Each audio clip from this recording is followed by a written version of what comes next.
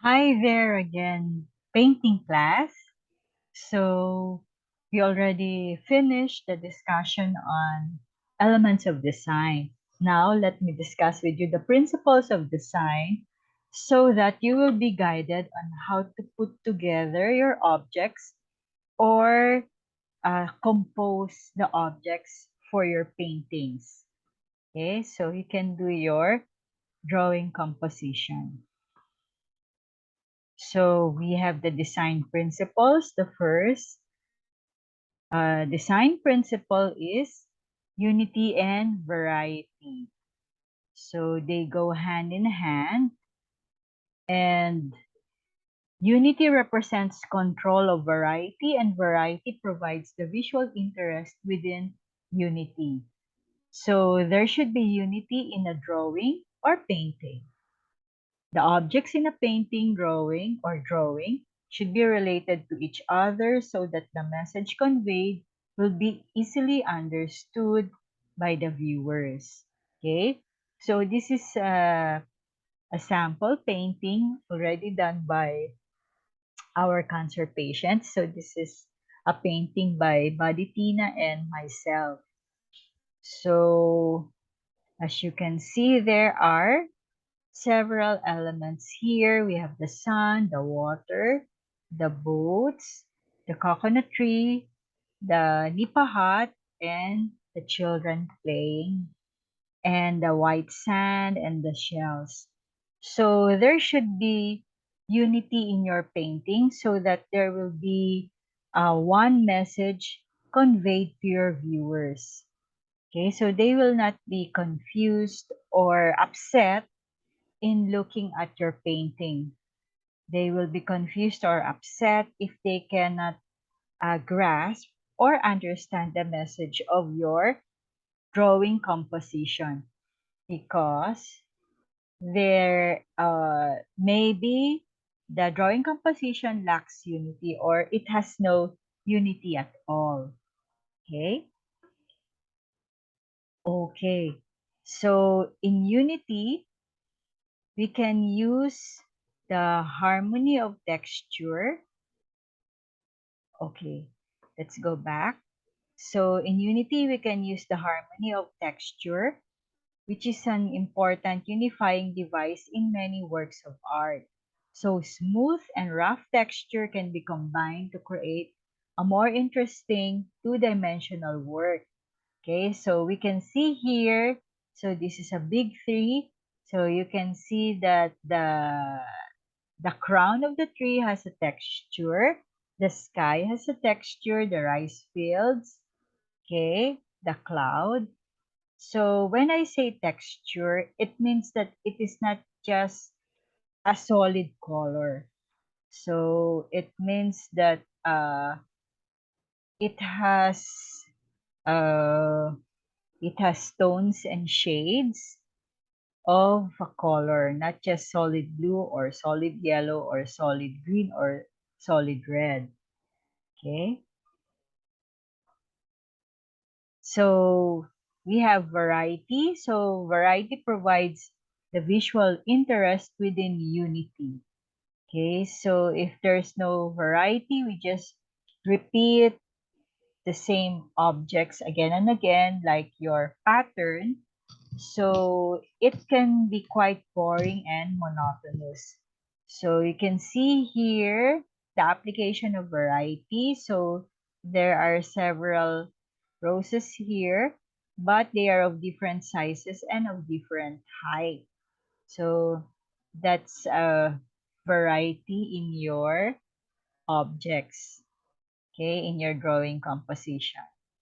So in a two-dimensional composition, variety of shape, motif, size of objects, texture, or material can be used to create a more visually interesting and effective design. Yan. So there's a variety of colors. Okay, so these are done by cancer patients. So let me just share with you the message conveyed here is that when the cancer patient is under chemotherapy, so this is her feeling, this is what she feels. but after chemotherapy and she is in remission. So her world got more lively and colorful. Okay. So unity and variety. So here you have several concentric circles, but they are treated in variety, in variation. Okay, hold on. Excuse me. Okay, so you can see here. So these are solid colors. So more or less, they don't have much tones and shades, but there's variety in the composition. So here, this is a banana, but it's treated in ano, an innovative way. Okay?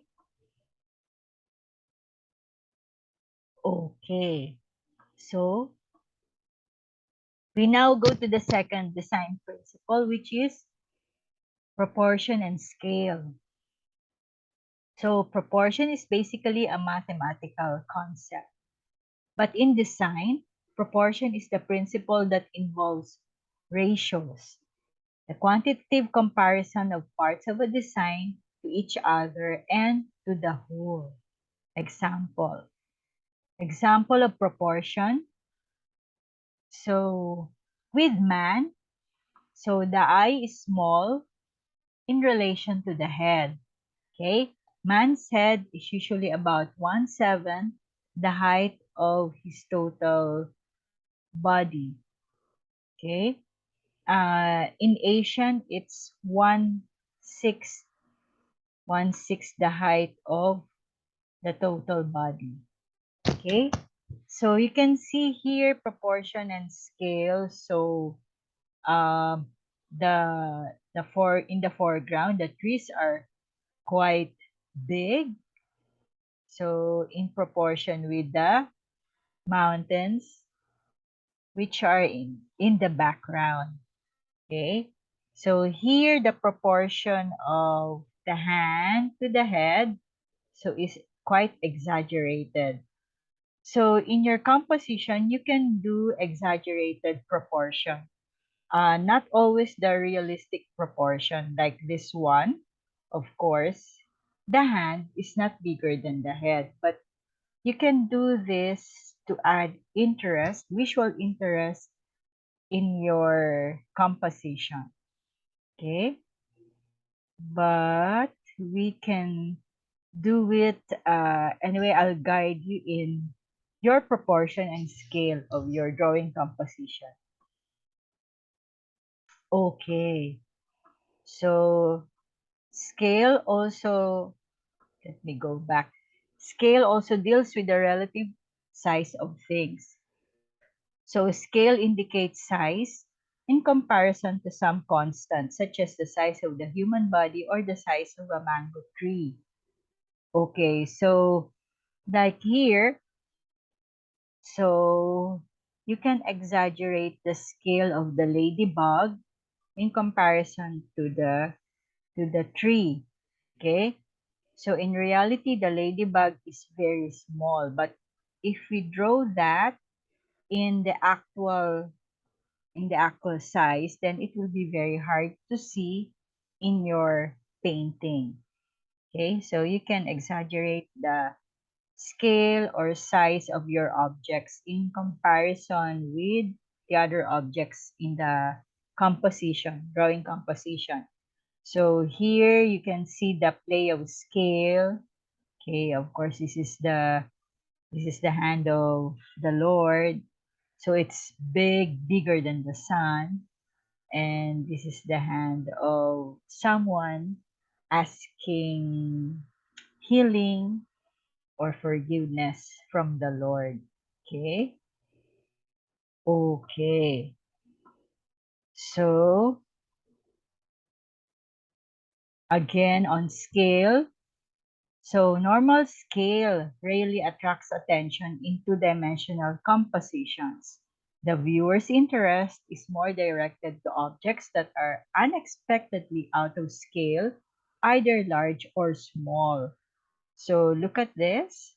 This is an interesting treatment in scale, in terms of scale of the human body. So we can exaggerate scale in your drawing compositions, in your paintings. Okay.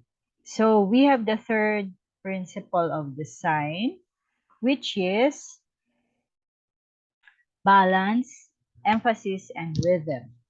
So these three principles play such an important role in all form of life. It is inevitable that they will occur in visual designs. So balance, the absence of balance will usually be noticeable, and its removal can be chaotic in your drawing composition. So the lack of balance in a composition is equally unsettling, making us feel uneasy. More often, the artist wishes to achieve balance.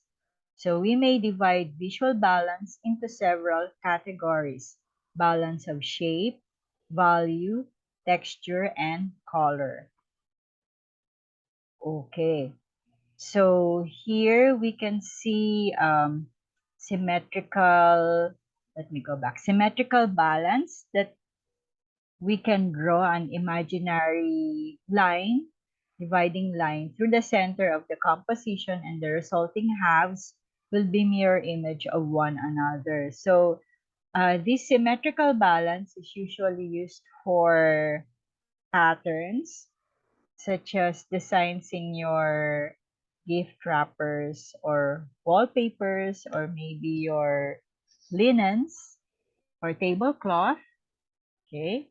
So a composition that is balanced symmetrically tends to be stable, dignified, and calm. Okay. So here, let us see. We have the asymmetrical balance. So the two imaginary halves of a composition will have equal visual weight, but not but the form will be disposed unevenly. Okay. So asymmetry is characteristically active and dynamic. So here, let me discuss this. So when you draw a dividing line at the center of the painting, you can see that each half is not a mirror of the other half. Okay? So each half is not a mirror of one another, meaning that the objects here are not exactly the same as the objects on the other side, but still visually you can feel, and your mind will tell you it is not upset, and visually it is balanced. Okay. So also here, when you have a dividing line, so the three persons in the foreground visually is balanced with the two persons there at the middle ground. Okay, so balance, emphasis, and rhythm should also be achieved in your drawing compositions. So here, let me explain the balance of value. So when you say value, those are your colors in your drawing composition. So balance of values simply means a balance between lights and darks. Okay, generally speaking, dark values have more visual weight than light ones. So visually, dark values or dark colors have more visual weight, or visually are heavier to look at than those light colors. Okay, so in our paintings, there should be balance of light and dark tonal values.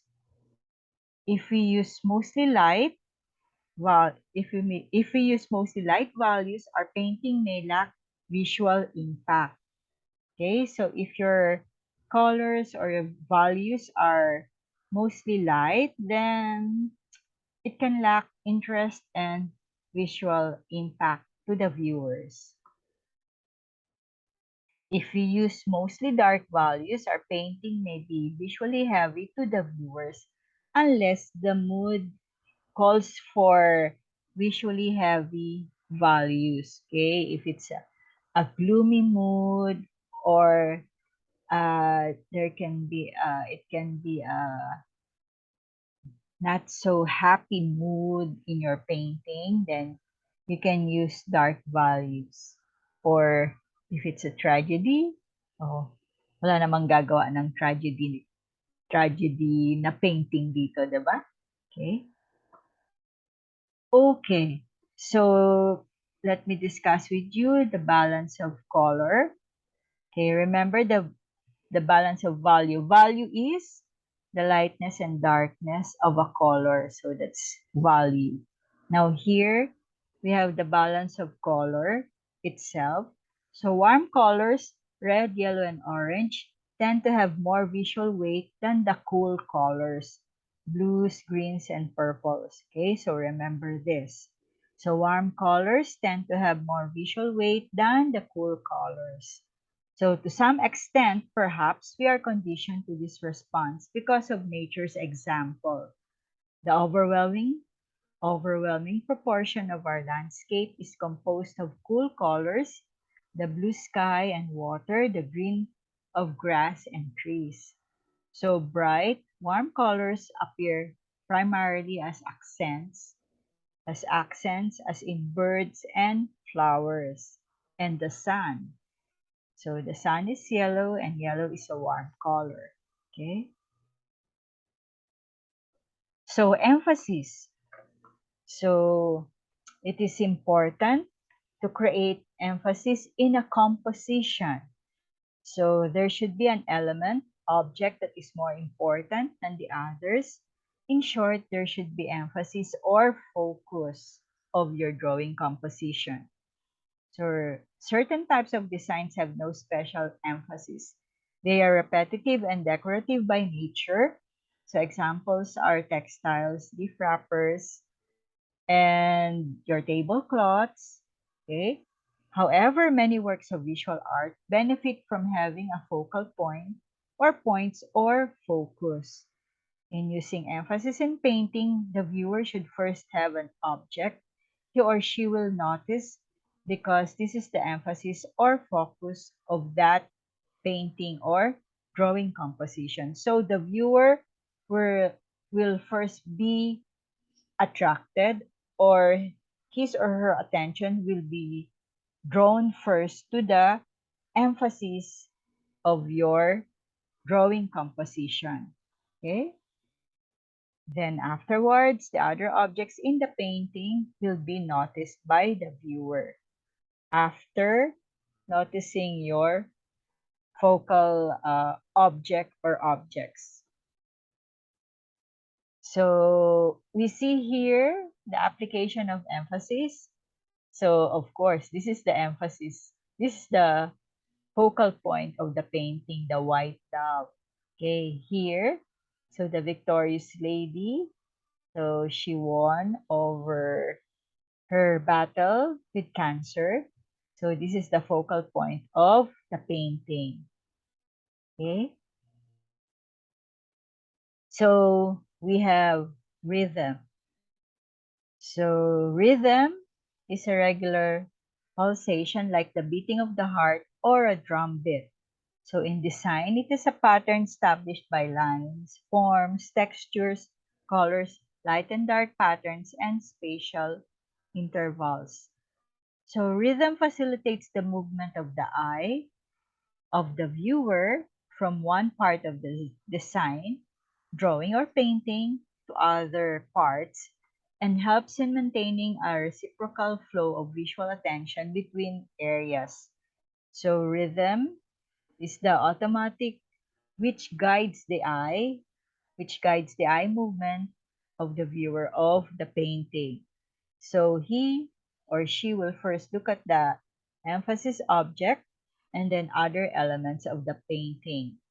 Okay, so there is also rhythm in your painting in terms of what should first be looked at by your viewers, and then the next elements that the viewer will notice. Okay, so examples of application of rhythm. Okay, so here, so you can see that first your attention is drawn to the sunflowers in the foreground, and then this is supposed to be water or a river.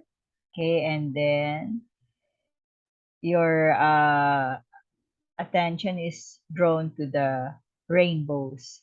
Okay, so as you can see here, you can also use not the actual colors of the the objects that you are drawing. Okay, so you can be innovative, or the painting can not all the time be realistic with the actual colors of the objects.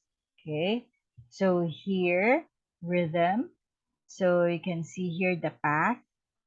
Yeah, so from having cancer, so you see the mood, grays, blacks, to being in remission. So to a better world, or a more colorful world. So that's the rhythm of the painting. Okay, so that's the end of the discussion of design principles. And do not forget to apply the design principles: unity and harmony, proportion and scale, balance, emphasis, and rhythm in your drawing compositions. Okay, so thank you.